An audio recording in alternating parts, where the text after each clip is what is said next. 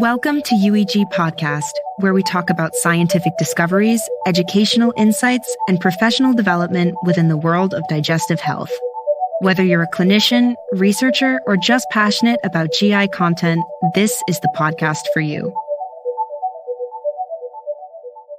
Hello, everyone. Welcome to this episode of the UEG Podcast. I'm Pradeep Mundre. I'm a gastroenterologist from the UK, and I'm one of the co-hosts for the UEG Podcast. This is not the usual episode. Here, we are covering the highlights and the very best of IBD during the recently concluded UEG Week in Berlin, which is definitely my favorite international conference. I'm sure it is for all of you. Those of you who were there and some of you who were not there, IBD once again seemed to dominate this year's UEG, not just with a scientific program, but also with massive industry stands by the mere physical presence. As we move further and further away from the world of thiopurines and anti-TNFs, which seems to be certainly my favorite drugs in IBD, to a totally new world of IBD therapy, we seem to be flooded with limitless choice. Now, whilst choice is important, and one would think that more choices will make decisions easier,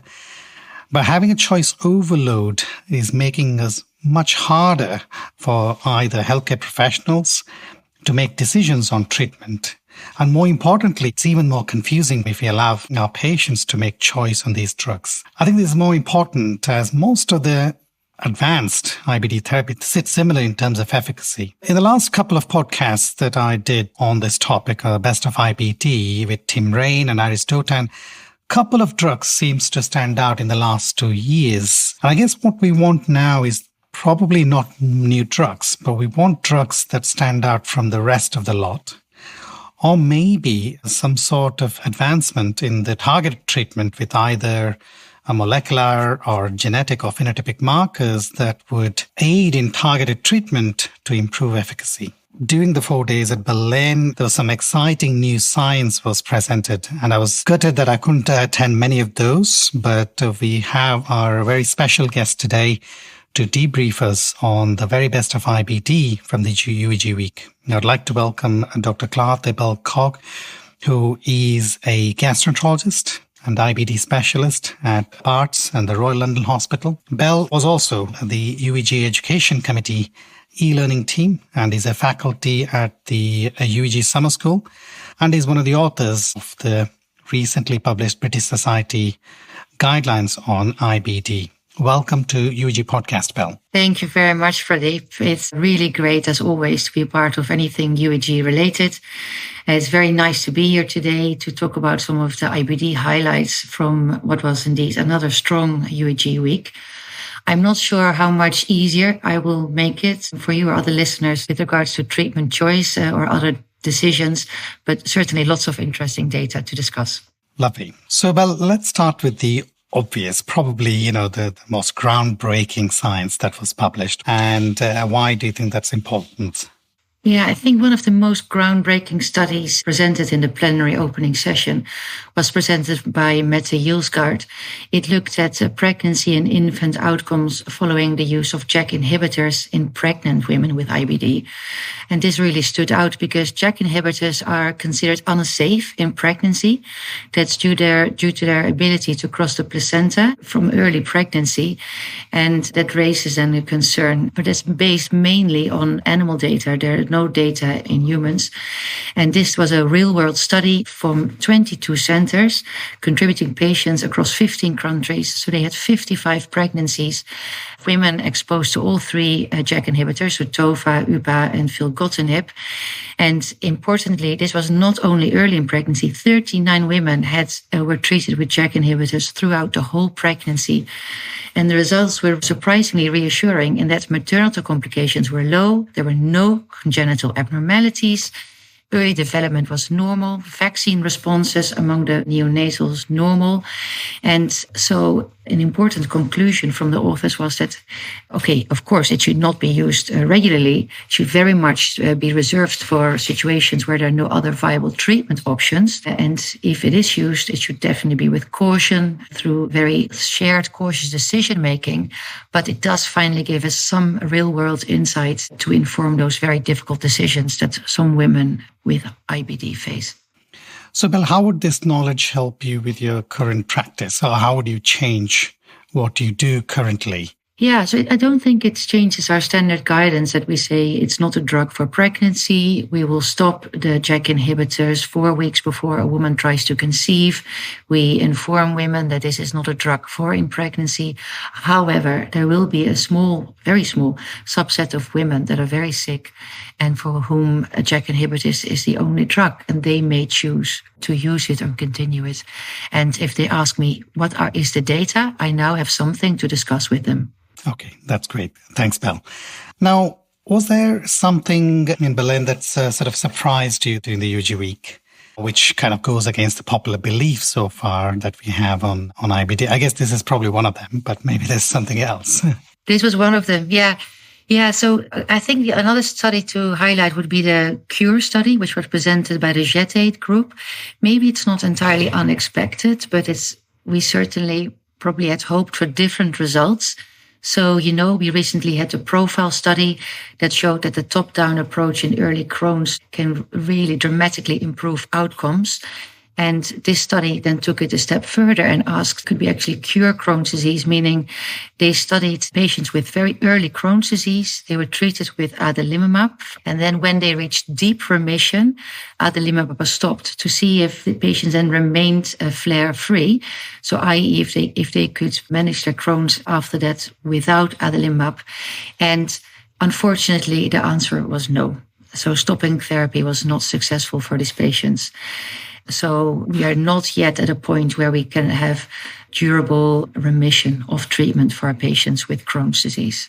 Okay, so let me summarize that. These are Crohn's patients, new diagnosis. They were treated with deep remission and the drug was stopped, and that didn't lead on to sustained remission. Is that correct? Yeah, exactly. Well, there were a couple of surprising things. So after 1 year, only 22% of patients achieved deep remission, and this was endoscopic remission. But if then adalimumab was stopped, only a quarter of patients were still in remission. So a second year on, only 4% of the total cohort were in deep remission. Okay, that's great. And was there any new science that was presented and that would change our current clinical practice straight away? Maybe give us confidence to help us with our current practice? I think something that is quite achievable, it requires some learning maybe, but it's very achievable for everyone, is monitoring our patients with IBD differently. In general, we're now slowly moving away from solely relying on endoscopy for the routine monitoring of disease activity. I'm sure you know there's been a huge and growing interest in intestinal ultrasound for this purpose. Endoscopy, it's invasive, expensive, not very user-friendly or end-user-friendly. In contrast, ultrasound is non-invasive, cheap, and patients love it. And there's now a good evidence base for using intestinal ultrasound for IBD disease monitoring. There was a whole session at UEG that included several studies on this. So there were 2 studies that looked at ways that we can also assess rectal inflammation. It's very easy with ultrasound to see inflammation in the whole colon. The rectum is not well visualized. It's behind the bladder. One study showed that you can use a transperineal ultrasound technique to quite accurately assess rectal inflammation.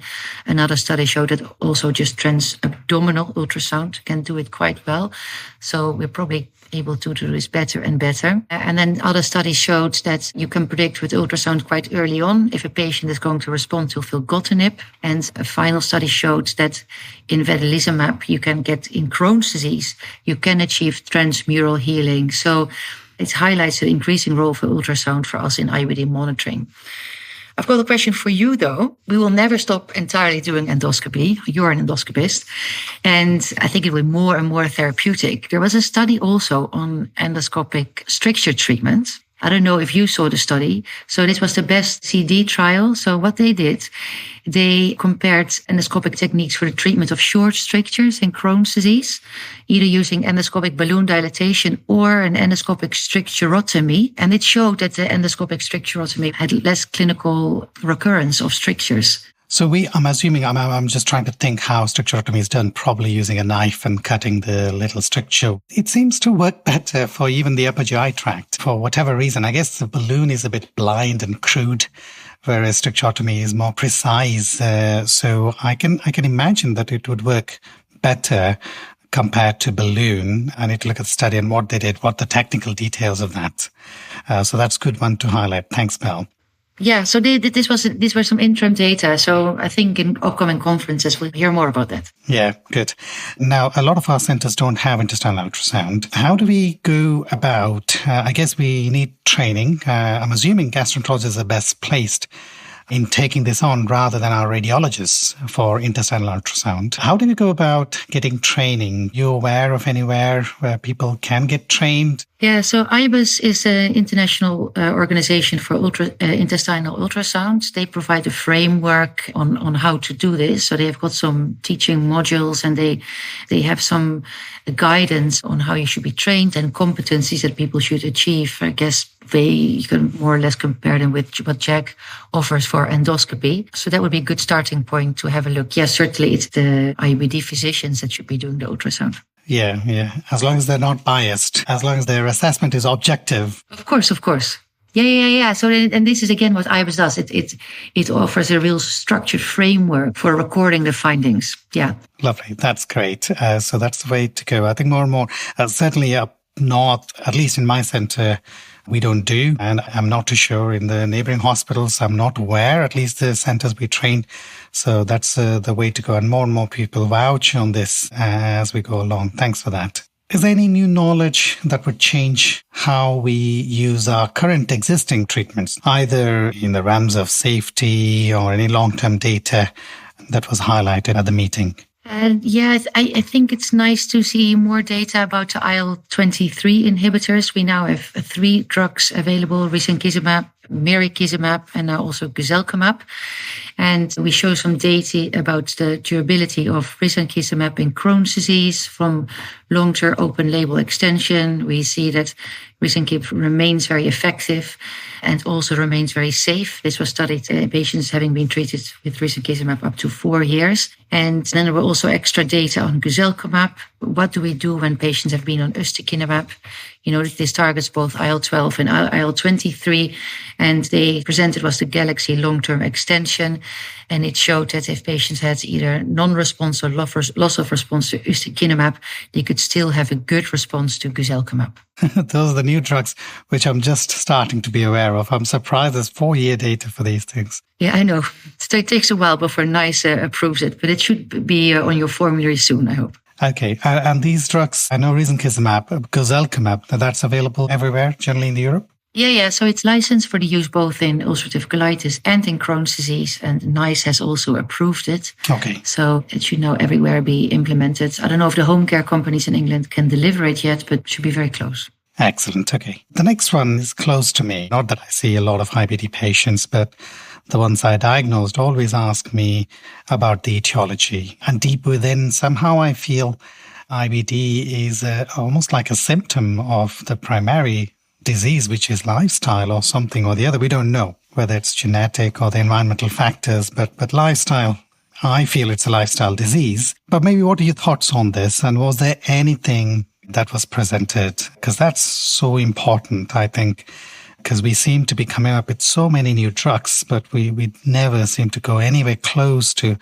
finding out an etiology. Yeah, you're absolutely right. It's really important. Environmental factors, including lifestyle and diet, play a huge role. Last year, some data were presented there are more and more studies that are presented that show us that with diet modifications, Crohn's disease in particular can be modified. There was not that much on that in this conference. We do not know the single cause for IBD because there isn't one. It's, IBD is a spectrum of diseases, and it's not only those environmental factors. They only then push IBD in someone that's genetically predisposed. And I think the more and more we understand genetics, it allows us to understand the disease biology and maybe have further therapeutic targets. So there was one study that looked at very early onset IBD, because it gives a real window for understanding IBD disease, because those very young people often have a single gene defect. This was a study in a family that had an epithelial barrier gene defect, highlighting the role of the epithelial barrier in developing inflammatory bowel disease. There was a Finnish study that showed that if a certain gene variant is predictive of greater need for aggressive advanced therapy, so providing potentially precision medicines or a tool of identifying patients that need more aggressive treatment. And then people are also starting to do now single-cell RNA sequencing studies to sort of map on the single-cell RNA analysis data and then linking it with response to specific medications. Because this is, of course, the big question for us, is which drug will work in which patient. They did not really have that answer yet, but it was a really elegant study. It was presented by Britta Siegmund, big collaboration. They're starting to build an atlas that then provides a resource for researchers to move again towards personalized treatment plans. Thanks, Bel. Thanks for highlighting that. The next discussion point, which I really wanted to avoid, something about highlighting any new drugs. I was wondering if there are any new drugs. We really didn't want to discuss this. As long as they have names, we can discuss. We don't want letters and numbers. Was there anything exciting for the specialists like you? Yeah, I can give you real names. Okay, good. And I can be very brief. They've been on the horizon now for a little while, and more data on them, promising data on these drugs have been presented. One is called Obefazimod. It's a tablet that enhances the expression of a little microRNA that then in turn reduces inflammation. So a whole new mechanism of action. That's Obefazimod, and further efficacy and safety data on this drug were presented. And the second new target is TL1A. So this is a protein that's involved in both inflammation and fibrosis. And there's a new monoclonal antibody that's called Tulisokibart that shows promising data for the use of ulcerative colitis was presented on this study. So yes, Obefazimod and Tulisokibart. And do they stand out at all, or are they similar, or are we very early to say that? I think that Obefazimod shows promising data, and Tulis in particular. Yeah. Okay, that's great. Is there anything else that you wanted to highlight? No, it's just, as I was thinking back about the conference in preparation for talking to you today, it was just so nice to see so many European and global collaborations. I think the IBD world, and I think in general, is very collaborative. And that's really nice to see in the current climate with lots of diverse presenters. So I think, there's lots of hope for the IBD community and for our patients. That's great. First of all, really like to thank you for taking time today on Friday afternoon to come on the podcast. And thanks for attending all the talks and giving us a brief summary. Thanks, everyone. Hope it was fun and exciting. Once again, see you next time. Thank you very much. It was lovely seeing you today. Thank you. Bye. Thanks for listening to UEG Podcast. We hope you found some new ideas, insights, and inspiration to take with you. Don't forget to subscribe, and if you like our content, please leave us a review and share our podcast with your colleagues.